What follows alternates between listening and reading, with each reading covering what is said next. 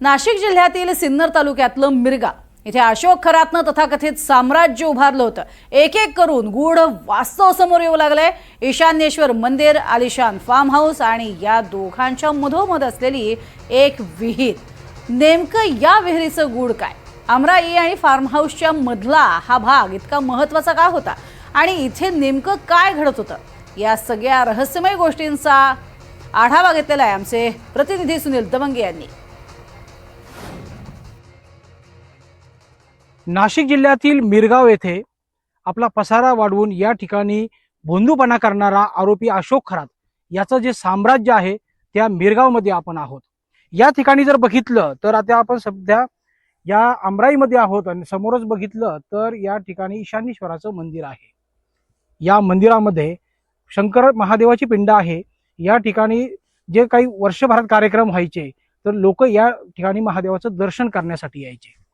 त्याचबरोबर आपण ही अमराई पाहतो आणि ह्या अमराईच्या बाजूला जर बघितलं तर इथं उभारलेलं आहे तब्बल 13 कोटी रुपयांचं आलिशान फार्म हाऊस। ह्या फार्म हाऊसवर कॅप्टन खरातच्या मर्जीतली लोक यायची आणि ह्या फार्म हाऊसच्या अगदी अलीकडेच ही तटबंदी जी आहे ती साधारण 20 फुटाची तटबंदी आहे या फार्म हाऊसला। आणि त्याच्यानंतर अमराईत येण्यासाठी त्या ठिकाणी एक गेट ठेवलेला आहे, प्रवेशद्वार आहे।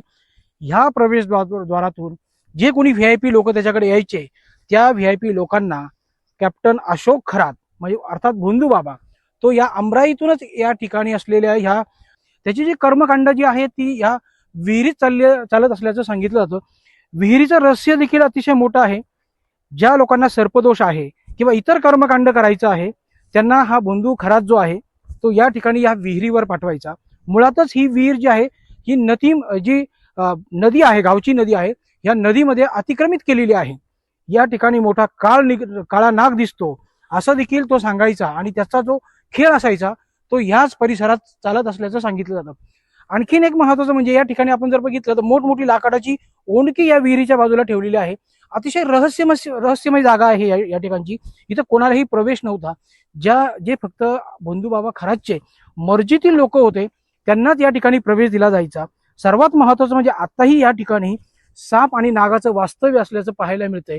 मोठ्या प्रमाणावर नाग आणि साप या विहिरीच्या आजूबाजूला आढळून येतात। आता आम्ही आल्यानंतर देखील 2-4 साप जे आहेत ते आम्हाला या ठिकाणी दिसून आलेले आहे। म्हणजे एकंदरीत अतिशय वेगळ्या पद्धतीची जागा आहे। आपण या ठिकाणी पाहू शकतो की सापाची जी कात आहे ती सुद्धा या ठिकाणी दिसते। म्हणजे हा परिसर जो आहे हा या ठिकाणी कोणालाही प्रवेश दिला जात नव्हता। फक्त ज्यांना कर्मकांड करायचे आहेत, ज्यांना विधी करायचे आहेत किंवा अघोरी पूजा करायची आहे त्यांना त्या ठिकाणी पाठवलं जायचं असं देखील सांगितलं जातं। अशी रहस्यमय जागा आहे ही। या ठिकाणी जी आपण बघतोय ही साधारण 45 एकराची अमराई असल्याचं सांगितलं जातंय। मिरगाव मधलं हे ठिकाण आहे आणि या ठिकाणी भोंदू खरातचा जो खेळ चालायचा त्या ठिकाणची ही जागा आता आपण दाखवत आहोत। आतमध्ये येण्यासाठी कुठलीही जागा नाहीये, मात्र फक्त जो व्यक्ती फार्म हाऊस मध्ये यायचा त्यालाच आतमधून या ठिकाणी प्रवेश दिला जायचा। या ठिकाणच्या सर्व बाजूला सुद्धा मोठमोठी तटबंदी केलेली आहे। याचा अर्थ असा की सामान्य भाविकांना या ठिकाणी प्रवेश दिला जात नव्हता। जी काही खेळ चालायची किंवा जे काही त्याला उपाय करायचे असायचे किंवा जे आलेल्या जे व्हीआयपी भक्त असायचे किंवा इतर लोकांना बुलीस पाडायचं असायचं त्या लोकांना तो या ठिकाणी पाठवायचा आणि ह्या विहिरीच्या जागेवर येऊन त्या ठिकाणी कालसर्पदोष असेल किंवा इतर जे शांती आहे ते या ठिकाणी केल्याचं सांगितलं जातंय। मोठ्या प्रमाणावर रहस्यमय जागा आहे। या ठिकाणी येताना सुद्धा भीती वाटते अशा पद्धतीची ही सगळी तटबंदी आहे। आतमध्ये 40 एकराच्या आतमध्ये ही विहीर असून नदीमध्ये प्रवेश केलेली ही विहीर दिसून येते आणि उंच तटबंदी या सगळ्या भागाला आहे। आतमध्ये कोणालाही प्रवेश नाही, मात्र तरीही आतमध्ये आपण आल्यानंतर पाहिलं तर अतिशय भीतीदायक आणि वेगळं वातावरण या ठिकाणी पाहायला मिळते। आता या ठिकाणचे जे फार्म हाऊस आहे त्या ठिकाणी काही मोकळ्या पोंगळ्या देखील मिळाल्या आहे पोलिसांना। त्यानुसार असं वाटतंय की नरबळीचे प्रकार या ठिकाणी चालतात की काय, आता पोलीस तपासात या बाबी सगळ्या समोर येणार आहे। तुर्तास तरी सध्या ही जागा जी आहे संशयास्पद आहे, भीतीचं वातावरण या ठिकाणी सर्वत्र आहे। तरीही भोंदू बाबा त्याच्या मर्जीतल्या लोकांना या ठिकाणी पासून पूजा विधी जे ते करत असत।